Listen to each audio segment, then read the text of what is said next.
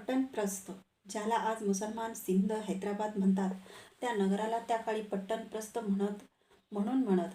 संस्कृतमध्ये समुद्रकाठच्या किंवा मोठ्या नदीमुखांचे काठे असलेल्या नगरांना बहुधा पट्टण म्हणत. पट्टण म्हणजे इंग्लिश पोर्ट. क्वचित हा इंग्लिश पोर्ट शब्द त्या संस्कृत शब्द पट्टण शब्दापासून आलेला असावा.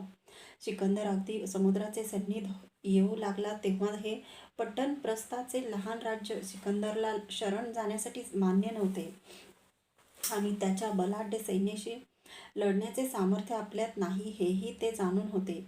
यास्तव त्या जनपदाने तिसरी एक तोड काढली. त्या साऱ्या जनपदाने सामुदायिक देशत्याग केला नि घरदार मत्ता नि मातृभूमी अशा सर्वस्वास अत्यंत दुःखित हृदयाने सोडून ते स्वातंत्र्यप्रिय जनपद देशांतरी जाऊन निवसू लागले.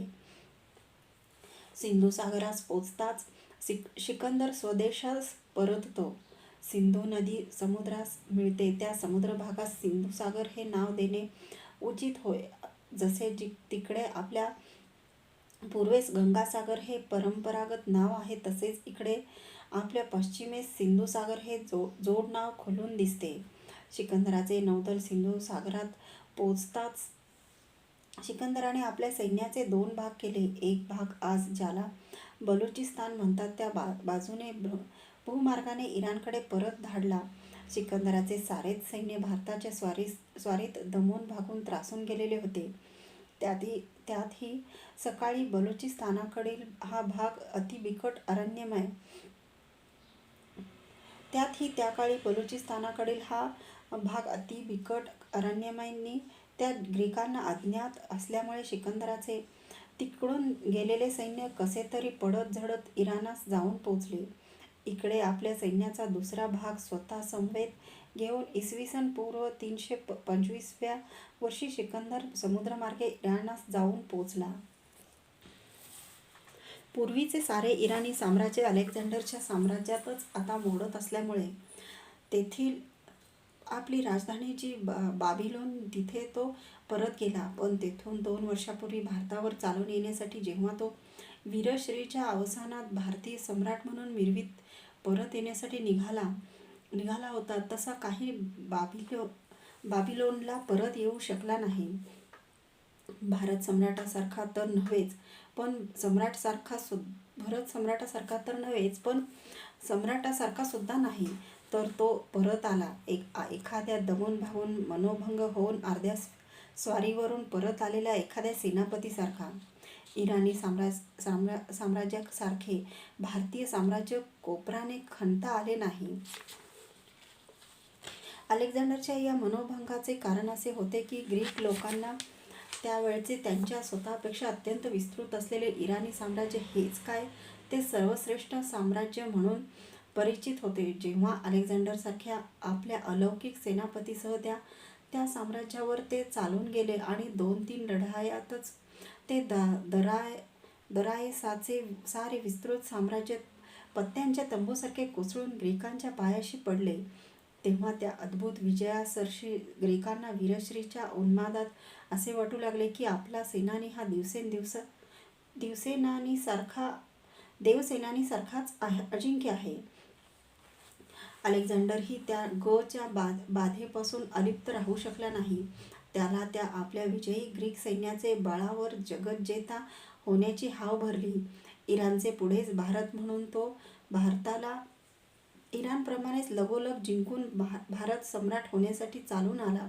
त्याला वाटले की विस्तृत नि अवाढव्य दिसणारी ही भारतीय राज्ये नि साम्राज्ये या इराणी साम्राज्याखालीच आतून पोकळ नि भुसभुशीत असणार. इराणाप्रमाणेच त्यांनाही आपण कोपराने खणू शकू. पण अनुभव अगदी उलटा आला.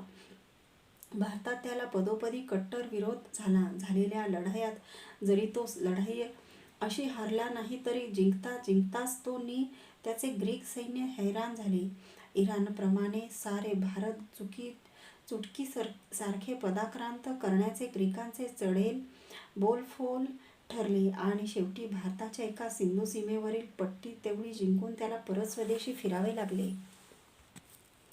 अलेक्झांडरचा असा मनोभंगनी काही अंशी मानभंगही झाला होता, पण त्या पराक्रमी सम्राटाचा धैर्यभंग मात्र झाला नव्हता.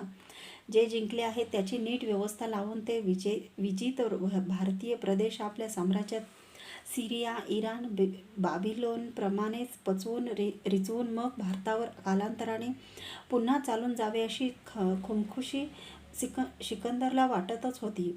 भारताच्या जिंकलेल्या भागात सिकंदर आपले क्षत्रप नेमतो.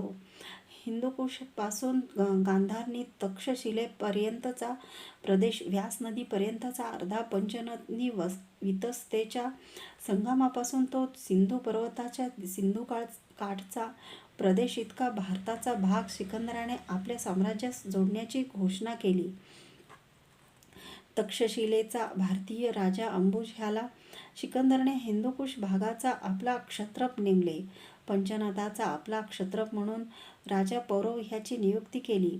तिसरा, जो सिंधू वितस्ता संगमापासून सिंधू सागरापर्यंतचा भाग होता, त्यावर आपल्या विश्वासाचा फिलिप आणि निकायान ह्या 2 ग्रीक सेनापतींची नेमणूक केली. त्यांच्या हाताखाली त्याने फिरती ग्रीक सैनिक पथकेही ठेवली होती.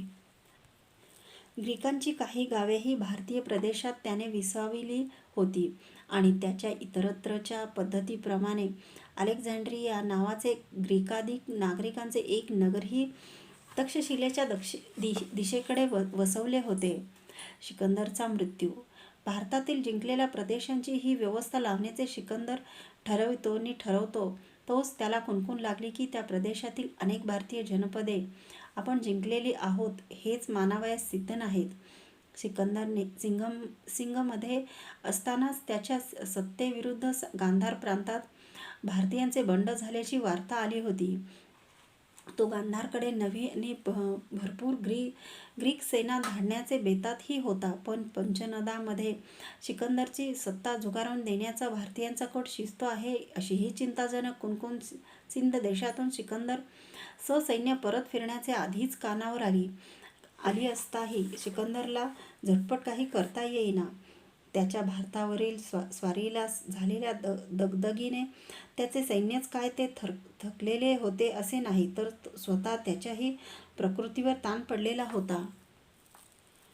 त्यातच त्याचे अतिरिक्त मद्यपानाचे व्यसनही बळावले होते. त्यामुळे अकस्मात प्रकृती बिघडून इसवी सन पूर्व 323व्या वर्षी, म्हणजे तो हिंदुस्थानातून ससैन्य परत गेल्यावर अवघ्या 1.5-2 वर्षाचे आतच ग्रीकांचा तो पराक्रमी सम्राट नि सेनापती अलेक्झांडर बाबिलोन येथे मरण पावला. भारतीय राजकारणाचे राष्ट्रीय षडयंत्र. अलेक्झांडरची पिछेहाट होऊन तो सिंधू नदीचे मागे परत फिरू लागला. त्याचवेळी पंचनदात ग्रीकांविरुद्ध काही भारतीय राजकारणी पुरुषांचे राष्ट्रस्वातंत्र्यार्थ एक षडयंत्र रचले जात होते. त्या षडयंत्राचा उद्देश ग्रीकांच्या हातात पडलेला सीमाप्रदेश मुक्त करण्यापुरताच काय तो नव्हता, तर साऱ्या भारताचा राजकीय कायापालट करण्याचा आणि त्या प्रित्यर्थ एका प्रचंड अंतर्गत राज्यक्रांतीचा सूत्रपात करण्याचा होता. सिकंदर मेला नसता तरीही ते षडयंत्र हाती घेतलेले ते राष्ट्रीय राज्यक्रांतीचे भव्य भीषण साहस करणारच होते. तथापि सिकंदरच्या या अकस्मात झालेल्या मृत्यूमुळे त्या भारतीय राजकारण्यांना एक अनपेक्षित सुवर्णसंधीच मिळाल्यासारखे होऊन त्यांनी त्या ग्रीकांची राज्यसत्ता उखडून टाकण्यासाठी तात्काळ उठवणी केली. ग्रीक गव्हर्नरचा शिरच्छेद. ग्रीक सत्तेचे मुख्य राजप्रतिनिधी म्हणून सिकंदरने निकिया नि फलिया दोघांना भारतात ठेवलेले होते हे वर सांगितलेच आहे. सिकंदरच्या मृत्यूची बातमी येताच अश्विनी नावाच्या गणराज्यात त्या दोघा ग्रीक गव्हर्नरांपैकी फिलिप ह्याला अकस्मात गाठून भारतीयांनी त्याचा शिरच्छेद केला आणि त्याच्या लहानशा ग्रीक पथकाचीही तीच वाट लावली. इतक्यात दुसरा उरलेला ग्रीक गव्हर्नर जो निकायान, त्यालाही कोणा भारतीयाने अकस्मात झेप घालून ठार मारले. त्यासर्षी सिंधूच्या त्या या स्थिरास असलेल्या ज्या भारतीय पंथांनी, गणराज्यांनी, राज्यांनी सिकंदराचे आधिपत्य मानले होते, त्यांनी ते झुगारून देऊन आपापले राजकीय स्वातंत्र्य पुन्हा घोषित केले. ग्रीकांच्या वसती, ग्रीकांचे ध्वज, ग्रीकांच्या राज्याचे चिन्ह म्हणून जे जिथे दिसले त्याचा तिथेच नायनाट करून टाकण्यात आला.